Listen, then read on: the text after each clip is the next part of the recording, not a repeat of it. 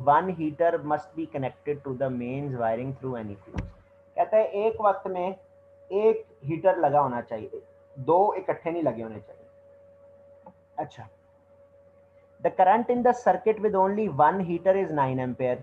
जब सिर्फ एक हीटर लगा हुआ है उस वक्त करंट है 9 और फ्यूज की रेटिंग है 10। ऑब्वियसली अगर करंट की 9 है और फ्यूज 10 का लगा दिया है तो फ्यूज उस करंट को गुजरने देगा, करंट आसानी से गुजरता रहेगा फ्यूज में से। लेकिन अगर ये किसी वजह से 9 से ज्यादा हुआ तब ये सड़ जाएगा, फ्यूज विल बी डैमेज और फिर करंट आगे नहीं जा पाएगा। नाउ लेट्स सी क्वेश्चन क्या कहता है। कहता है despite the warning a second identical heater is added. एक और हीटर ऐसे करके लगा दिया, ओके हो गया। When the switch is close the fuse blows. बड़े गौर से देखना है, अभी जब करंट यहां से फ्लो होता हुआ आ रहा है तो करंट इस पॉइंट तक पहुंचता है, वो आगे नहीं जाता क्योंकि आगे रास्ता खुला हुआ है, आगे करंट नहीं जा पाएगा, करंट यहां से फ्लो होके चला जाएगा। लेकिन जैसे ही आपने इस स्विच को यहां से क्लोज किया ना तो फिर मजबूरन दो रेजिस्टर सर्किट में लग गए, एक ये रेजिस्टर है नीचे वाला, एक ये रेजिस्टर है ऊपर वाला। अब आपको याद होगा मैंने बताया था कि जब दो एक जैसी चीजें पैरेलल में लग जाती हैं उनकी कंबाइंड रेजिस्टेंस आधी हो जाती है। मसलन अगर ये 100 ओहम का रेजिस्टर है, ये भी 100 ओहम का रेजिस्टर है, आपको याद होगा पैरेलल में इनके रेसिप्रोकल्स ऐड होते हैं, इक्वल्स टू 1/RT। ऐड करेंगे आंसर आएगा 100, 2/100 which is equal to 1/RT। Total resistance आ जाएगी 100/2। ये रेसिप्रोकल लिया है मैंने, आंसर आता है 50। देखें एक रेजिस्टर का 100 था, जब उसके साथ एक और पैरेलल में लग गया तो इनकी मिला के रेजिस्टेंस हो जानी है 50। मतलब पहले के कंपैरिजन में रेजिस्टेंस अब हो गई आधी। अब आपको याद पड़ता है V equal to I R, चूंकि दोनों पैरेलल में है वोल्टेज तो इनका सेम है, करंट और रेजिस्टेंस एक दूसरे के इनवर्सली प्रोपोर्शनल है। रेजिस्टेंस जब आधी हुई तो करंट डबल हो जाएगा।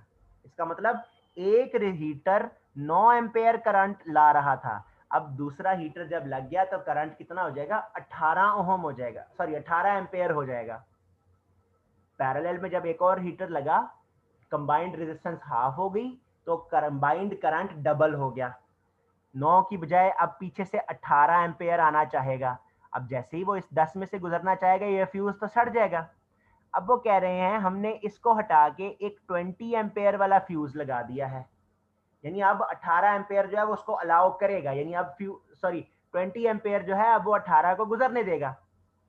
लेकिन 18 एम्पेयर पहले से डबल है, यानी अब इन तारों में डबल हीटिंग इफेक्ट पैदा होगा।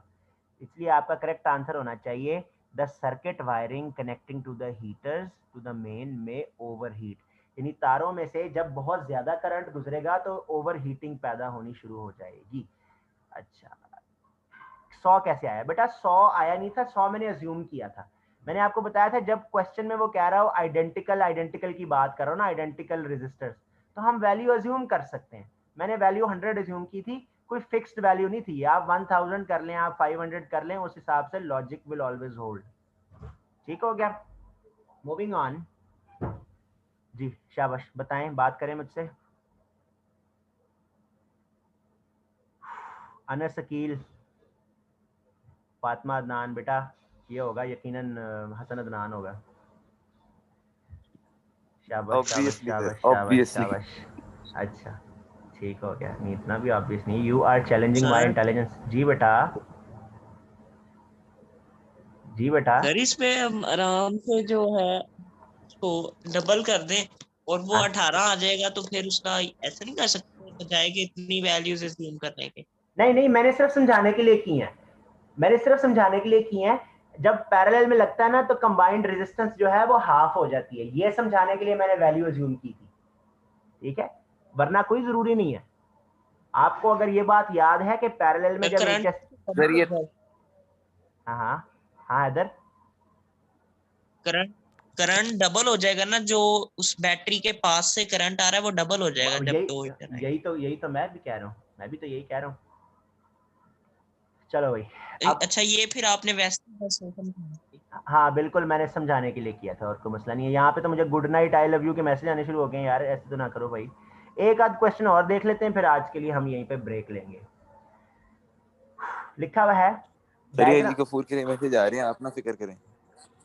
सर आज के लिए मतलब रोज रखेंगे आप? नहीं बेटा नहीं, रोज नहीं आएंगे, बस आज के लिए बस इतना ही होगा। फिर कभी अगर जिंदगी और साथ दिया तो मुलाकात करेंगे। देखें ये क्वेश्चन भी मुझे जिंदगी बड़ा तब पसंद आएगी है। जब उम्र पे देना मुझे तो पड़ेगा। लग रहा है तो सर आप रोजाना कराएंगे। अल्लाह माफ करे। अली शुभ शुभ बोल। अच्छा लिखा हुआ है सर करवा दें, आपको दुआएं मिल रही हैं सर। अफराज, तुमने जिस अंदाज हम से करते सीआरओ हैं। वगैरह करवा दें प्लीज, कल या बेटा परसों मैं की आपको क्लास बता रहा में। हूँ, सीआरओ की ना मैंने बड़ी खूबसूरत वीडियो बनाई है, उसमें क्वेश्चन भी सॉल्व किए हैं। आप एक दफा वो देख लें, ना समझ आया ना मुझे सर क्या ना, खूबसूरत सवाल भी करवा दें प्लीज। उसमें हुए हुए है ना, यही तो बता रहा हूँ। सर वो ड्राइव अच्छा चैनल पे ओके। करें, चैनल पे करें सर सर ये ड्राइव। क्वेश्चन नंबर हैदर मैं तुम्हें ना व्हाट्सएप पर्सनल व्हाट्सएप भेज दूंगा, तुमने टेंशन नहीं लेनी, ठीक है। आगे चलते हैं। Diagram shows 6 ohm resistors connected to each give various total resistance. बेटा ये लो, ये मौज साहब आ गए। मौज बेटा हमने बड़ी सीरियसली यहाँ पे पढ़ रहे हैं, तो प्लीज चिल आउट।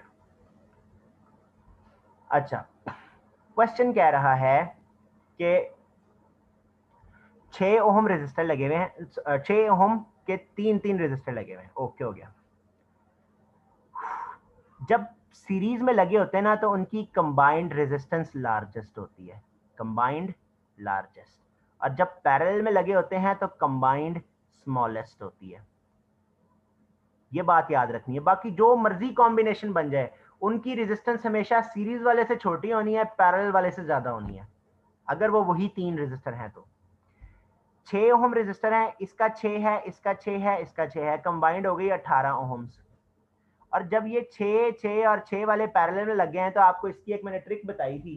वो ट्रिक ये थी कि जब एक जैसे रेजिस्टर पैरेलल में लगे हों, एक की वैल्यू उठाएं और उसे नंबर ऑफ रेजिस्टर से डिवाइड कर दें।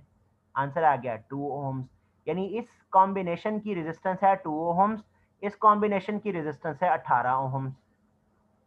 पूछ रहा है कि what is the difference between the smallest and the largest. Sir अगर इनकी डिफरेंट होती रेजिस्टेंस, नहीं उसने कहा ही है ना 3 ओम अगर इनकी रेजिस्टर डिफरेंट होती, फिर ये नहीं अगर आप ट्रिक की बात कर रहे नहीं, हैं फिर ये नहीं अप्लाई होनी थी। आपको बताई इसलिए है क्योंकि एमसीक्यू में 80-90% ऑफ टाइम्स वो यही कहता है कि आइडेंटिकल है, ठीक है। It saves you a lot of time. अच्छा अब इनका जब डिफरेंस आपने लेना है, जब इनका डिफरेंस लेंगे 18 माइनस 2, आंसर आ गया 16। तो आपका सही जवाब होना चाहिए 16 ओम्स। ठीक हो गया, चले शाबाश। सर ये नहीं समझ आया, ये दोबारा करवाना। कौन सा वाला कि माइनस क्यों किया? हाँ ठीक है, आ गया सर, आ गया। चले नहीं समझ वो, ठीक है। ठीक है जी। अब फिजिक्स से ज्यादा इंटरेस्ट लोगों को हसन अदनान की आइडेंटिटी में हो गया है। बेटा जी सवाल समझ लें प्लीज, बहुत जरूरी है। अच्छा जी अगला देखते हैं। अगला क्वेश्चन एक आखिरी सवाल है आज के लिए जी, देख लेते हैं, ये देख लेते हैं, ये इंटरेस्टिंग लग रहा है। क्वेश्चन नंबर और कराएं सर। और बेटा मेरी भी तो नहीं बात सर ये ना होगी। कराएं सर, जो मैंने आपको कहा था वो करा दें सर। मेरी जो मैंने कहा था वो करा दें, वो पोटेंशियल डिवाइडर वाला जो था, लो तार ऊपर नीचे यार वाला। हसन 2 मिनट नंबर है तू। हफीज ये साहब केक है सर। हफीज साहब पूछ ये रहे हैं सर ट्रिक क्या है। रहने दे यार, तू रिकॉर्डिंग सुन ले बेटा। हसन ने एक कॉन्सेप्ट पूछा था जी, अगर आप इजाजत दें तो मैं वो बता देता हूँ आपको, वरना तो उसकी भी वीडियो मौजूद है, आप वो भी देख सकते हैं। क्या कहते हैं? सर ये करवा दें कथा बस प्रोग्रामिंग होता है। ये वाला क्वेश्चन करा दूं? ठीक हो गया, देख सर ये वाला करवा दें। ओके। छोटा सा प्यार से सवाल है, करवा दें सर ये। A thermistor and light dependent resistors are connected in series में लगाए हुए हैं, okay. Which condition gives you the least resistance. आपको पता है सीरीज के अंदर आपने सबकी रेजिस्टेंसेस को डायरेक्टली ऐड करना होता है। आपको जब सबसे छोटी रेजिस्टेंस चाहिए ना, तो बाकियों की जो रेजिस्टेंस है वो भी सबसे छोटी होनी चाहिए। यानी कि ये थर्मिस्टर की रेजिस्टेंस भी स्मॉल होनी चाहिए, एलडीआर की रेजिस्टेंस भी स्मॉल होनी चाहिए। मैं जरा याद करवा देता हूँ, रेजिस्टेंस इन्वर्सली प्रोपोर्शनल होती है टेम्परेचर के फॉर थर्मिस्टर, और रेजिस्टेंस इन्वर्सली प्रोपोर्शनल होती है लाइट के फॉर एलडीआर। अगर थर्मिस्टर की रेजिस्टेंस कम चाहिए तो टेम्परेचर ज्यादा होना चाहिए, एलडीआर की रेजिस्टेंस कम चाहिए तो लाइट ज्यादा होनी चाहिए। अब लीस्ट रेजिस्टेंस निकालनी है, इसका मतलब है कि दोनों की अपनी अपनी रेजिस्टेंसेस भी सबसे छोटी होनी चाहिए। तो वो अभी हमने देखा कि थर्मिस्टर का टेम्परेचर ज्यादा होगा और एलडीआर की लाइट, एलडीआर में पड़ने वाली लाइट भी ज्यादा होगी, तब ये दोनों कम होंगे।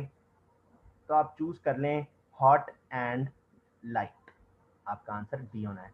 जब ये हॉट होगा इसकी रेजिस्टेंस भी कम होगी, और जब इस पर रोशनी पड़ रही होगी इसकी रेजिस्टेंस भी कम होगी। तो कम वैल्यूज जब दो ऐड होंगी तो टोटल आंसर भी छोटा ही आएगा। ठीक है जी। नहीं बेटा अली, डार्क में तो इसकी अपनी रेजिस्टेंस ज्यादा हो जाएगी ना, जब इसके ऊपर कम रोशनी पड़ी होगी एलडीआर की रेजिस्टेंस ज्यादा हो जाएगी, इसलिए ये ठीक नहीं है। दोनों की रेजिस्टेंसेस स्मॉलर चाहिए, तब इनकी टोटल रेजिस्टेंस स्मॉलर आएगी। ठीक है बेटा, सही है। तो मेरा वाला करा दें सर, इनके जाने के बाद सर एक दफा 1 सेकंड लगेगा आपको सर। कोई एक छोटा ही सेकंड होगा। लगता, समझाना इतना मुश्किल होता तो मैं। पोटेंशियोमीटर देख लें जी, ये जैसे वो हसन पूछ रहा है पोटेंशियोमीटर। हसन तुमने जो बात की थी ना वो ठीक थी बिल्कुल, मैं समझा देता हूँ जी। देखिए पोटेंशियोमीटर में होना क्या है, ऐसे करके एक टोटल बैटरी होगी जो कि टोटल वोल्टेज दे रही है। इसके साथ हमने ऐसे करके जी एक तार लगाई हुई है बड़ी सी, ठीक है। तार के एक एंड से हमने एक वायर और अटैच की है, इसके साथ एक वोल्टमीटर लगाया है, इसके साथ ऐसे करके ये एक मूवेबल पॉइंट है। ठीक हो गया। गौर से देखना है आपने, बड़े गौर से देखना है बेटा, कोशिश करें पहली दफा समझ आ जाए। ये यहां से लेके यहां तक ये एक पूरा लंबा रेजिस्टर है। जब आपने मूवेबल कॉन्टैक्ट यहां अटैच किया ना, तो आप देखें वोल्ट मीटर के दो टर्मिनल है, एक ये टर्मिनल है और एक ये टर्मिनल है। ये सिर्फ इतने रेजिस्टर के अक्रॉस लगा हुआ है, टोटल रेजिस्टर के अक्रॉस नहीं लगा। वो पॉइंट ए से लेके पॉइंट सी तक अटैच है, यानी उसके दरमियान में जितनी रेजिस्टेंस आ रही है ना, ये वोल्ट मीटर सिर्फ उतनी रेजिस्टेंस का वोल्टेज हमें देगा। फिर से एक दफा, शाबाश। देखिएगा ये मूवेबल पॉइंट है, यानी मैं इसको ए से लेके बी के दरमियान में कहीं पर भी अटैच कर सकता हूं।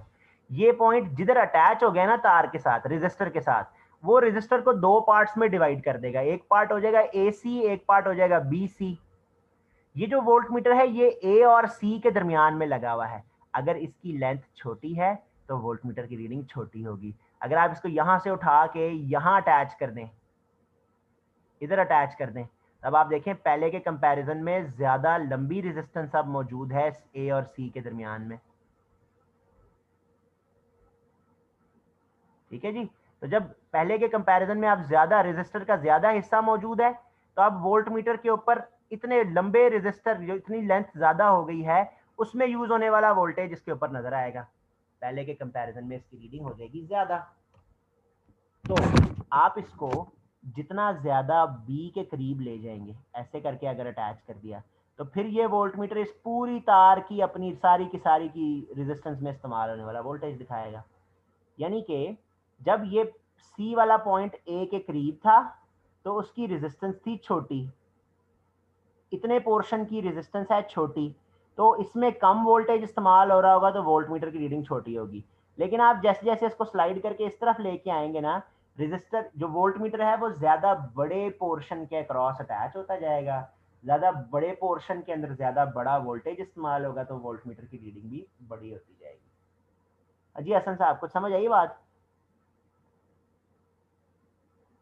हाँ सर ये तो आगे सर, अब जब वो जैसे वो सवाल कहेंगे हमें, तो वो हमें कहेंगे find the reading of the volt meter when it moves from A to B, और जैसे वोल्टेज हाँ उन्होंने 6 दिए तो हम कहेंगे फ्रॉम 0 to 6 कह हाँ, देंगे। मैं आपको एक फॉर्मूला भी बताता हूँ। देखिए ये अगर वो टोटल वोल्टेज कह रहा है, मैं दिखाता हूँ। देखिए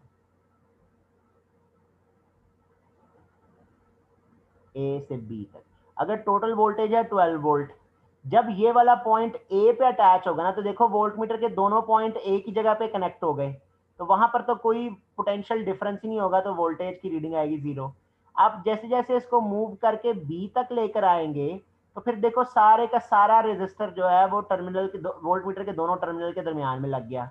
तो टोटल वोल्टेज 12 था, अब ये पूरे रेजिस्टर में टोटल 12 वोल्ट इस्तेमाल हो रहा होगा, तो फिर ये वोल्ट मीटर की रीडिंग 0 से बढ़ के 12 वोल्ट हो जाएगी। हाँ जी हसन, अब ठीक है? जी सर आगे समझ। अच्छा एक बात मैं आपको बता रहा हूँ, 12 हो जाएगी, 12 से बढ़ के 0 हो जाएगी। 0 से बढ़ के 12 होगी ना, फिर से देखो कोई मसला नहीं। ये देखो तो शुरू में वो मैक्स नहीं होगा? नहीं बिकॉज़ बेटा, इसमें डिस्टेंस तो बिल्कुल भी नहीं है। हाँ तो बेटा वोल्टेज फिर कम यूज होगा ना। ये रेजिस्टर है। वोल्ट मीटर जो होता है वो 2 पॉइंट के दरमियान का वोल्टेज बताता है। देखो जब ये दोनों एक ही जगह पे इकट्ठे हुए हैं, करंट का इसी पॉइंट पे इटसेल्फ तो कोई एनर्जी कंज्यूम ही नहीं हो रही। मैं आपसे पूछूं आपका आपकी चेयर से कितना फासला है? कोई फासला ही नहीं है। You are sitting exactly at the same point where your chair is present. बिल्कुल ऐसे ही जब वोल्ट मीटर किसी सर्किट में दोनों टर्मिनल एक ही पॉइंट से अटैच कर दे तो वोल्टेज की वैल्यू होती है 0, क्योंकि एक टर्मिनल से लेके दूसरे टर्मिनल तक जाने तक कोई वोल्टेज कंज्यूम ही नहीं हो रहा, क्योंकि वो तो दोनों एक ही पॉइंट है। इसी तरह जब आप इसको यहां से उठा के यहां पे अटैच करेंगे, अब यहां पर जब करंट था उसके पास 12 वोल्ट थे, जैसे जैसे वो रेजिस्टर में से गुजरता जाएगा उसके वोल्टेज कम होता जाएगा, जब वो बी पर बाहर निकलेगा तो 0 वोल्ट होगा। तो पोटेंशियल डिफरेंस कितना हुआ है? 12 माइनस 0, आंसर आता है 12। पहले 0 था, अब 12 हो गया है। जी अफराज, कुछ समझ आ गई बात? ओके सर, ठीक हो गया। बेटा एक बात आखिरी मेरे लिए सुन लें आज के लिए। वो बात ये है कि उसको कहते हैं हम पोटेंशियोमीटर फॉर्मूला, और वो पिछले 5-6 सालों में नहीं आया हुआ, लेकिन सीख लेंगे ऐसी मुझे तसल्ली होगी। I will be able to sleep better at night. ये देखिए। वैसे पूछ लूं, क्या? वो तो नहीं है छोटा है, जो जो लेंथ है वो ओवर टोटल हाँ लेंथ जो है? जी बिल्कुल है, वही है। ये देखें, यहाँ से लेके यहाँ तक की जो टोटल लेंथ है वो है कैपिटल एल, और जहां आपने इसको अटैच किया है वहां तक की टोटल लेंथ है स्मॉल एल। इस वोल्ट मीटर की रीडिंग जब आपने निकालनी है तो स्मॉल एल ऊपर, कैपिटल एल नीचे, multiplied by the total voltage. ये 12 क्या है? ये टोटल वोल्टेज है। ये जो मेरी फॉर्मूला शीट है मैंने उसमें भी ये फॉर्मूला शामिल किया हुआ है। वोल्ट मीटर के दोनों टर्मिनल के दरमियान में जितनी लेंथ है रेजिस्टर की, वो लेंथ ऊपर, और रेजिस्टर की टोटल लेंथ नीचे, मल्टीप्लाइड बाय टोटल वोल्टेज। ये फॉर्मूला कहाँ से आया है? Voltage equal to R1 over R1 plus R2 multiplied by total voltage. जो पोटेंशियल डिवाइडर फॉर्मूला था ना, वहीं से आया है। रेशियो ही ले रहे हैं ना? हाँ, आई रेशियो हैव ही है। Used the logic that resistance is directly proportional to length. Resistance is directly proportional to length. तो जहां पर सिर्फ एक छोटे रेजिस्टर की आराम से रेशियो ले लें सर। तो वही लिया है बेटा, ये लो रेशो ही है। हाँ सर सही, वो आपने हाँ, चले आज के लिए यहीं पे वाइंड अप करते हैं जी इंशाल्लाह। बाकी पर्सनली आप लोग सब मुझे you keep reaching up to me which I appreciate. तैयारी आपकी अच्छी होनी चाहिए जी। इंशाल्लाह फिर कभी मुलाकात होगी। अल्लाह हाफिज़।